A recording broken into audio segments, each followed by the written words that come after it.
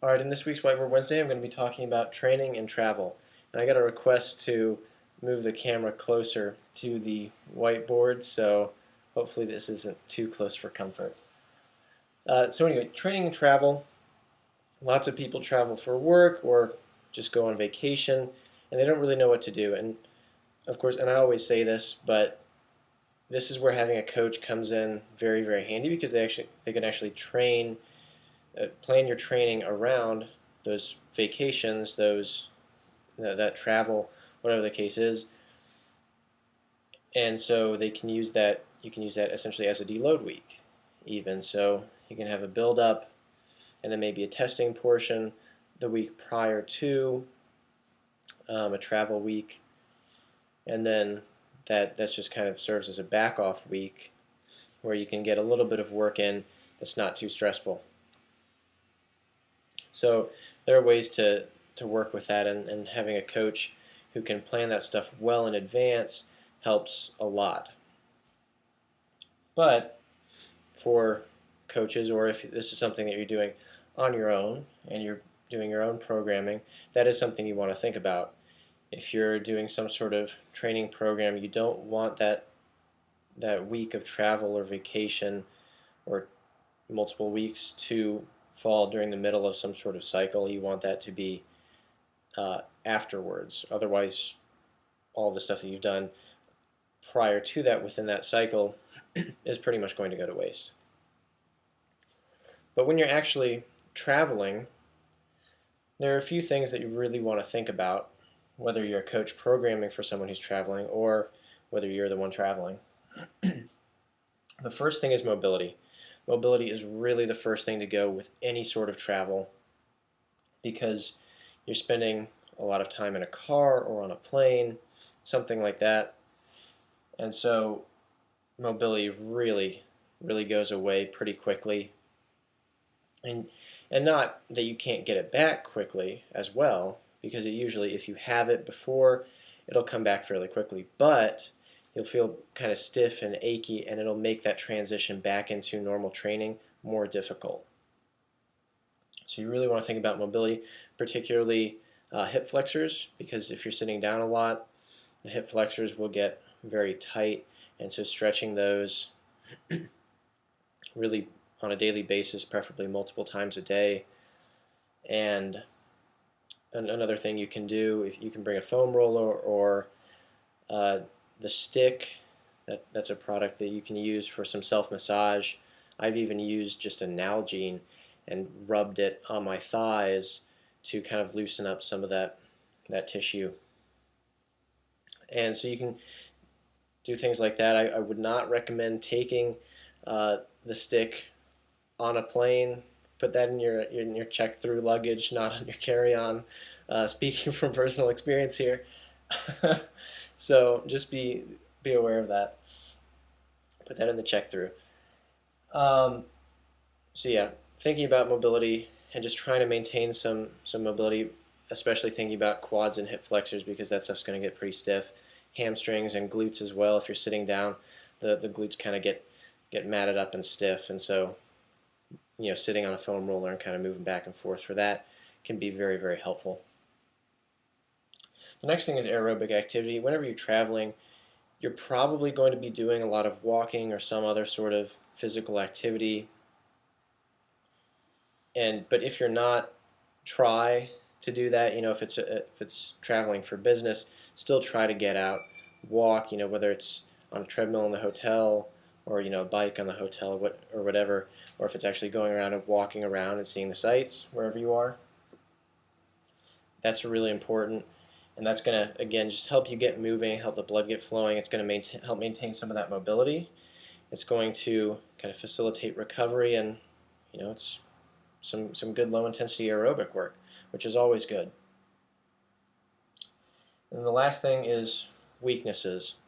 So for the actual lifting, depending on where you're going and what facilities they're going to have, you may be staying in a motel that doesn't have a fitness center. You may be staying in a hotel that has, a small fitness center. It really varies depending on where you go, and so that's something that you want to obviously be aware of beforehand. You want to know essentially what facilities you're going to have access to when you're traveling. And if you're going on a car trip or something like that, you can bring some stuff with you, whether it's some light dumbbells, some bands, so that makes that a little bit easier.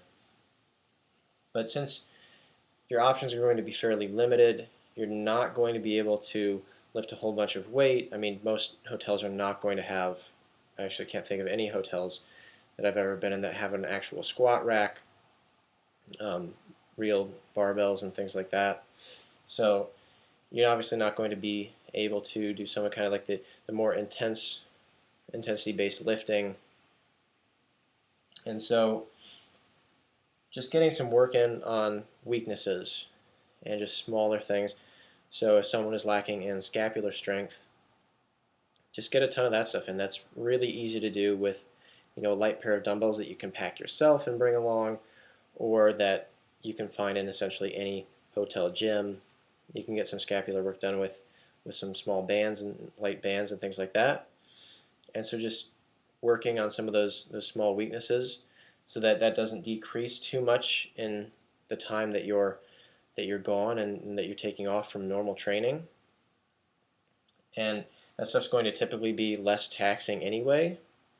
So you can do that stuff even if you're planning that as a deload week. That stuff is perfectly fine to do because it's not going to interfere with recovery that much.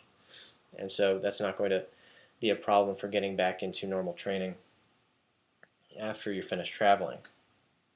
So working on weaknesses, again, whether that's scapular strength or possibly single leg work, things like that, things that don't require as much weight, those are really easy things to get in. Single leg stuff, scapular work, and really that can be it essentially. And training 2 or 3 times a week can be perfectly adequate. And then just trying to move a lot and then stretch a lot. I really should kind of make this essentially a pyramid, although if I do it that way it's in the wrong order.